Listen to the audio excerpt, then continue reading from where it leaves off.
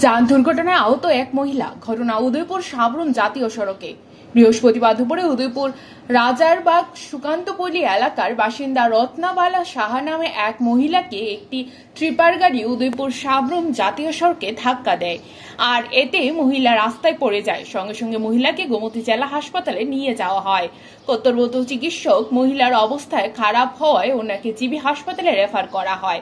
খবরে জানা যায়, মহিলা মানুষের বাড়িতে কাজ করে। এলাকার লোকজন গাড়িটিকে আটক করে পুলিশের হাতে তুলে দেয়। এই ঘটনায় উদয়পুর রাজারবাগ সুকান্তপল্লী এলাকায় জনগণ গাড়ির চালককে কঠোর শাস্তি জানিয়েছে।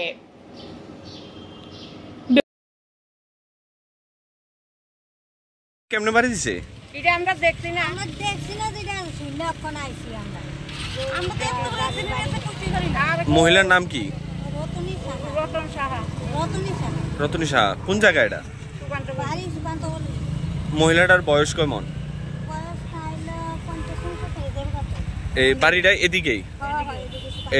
টিপার গাড়িটা লোক বাড়ি দিছে? টিপার গাড়িটা বাড়ি দিছে?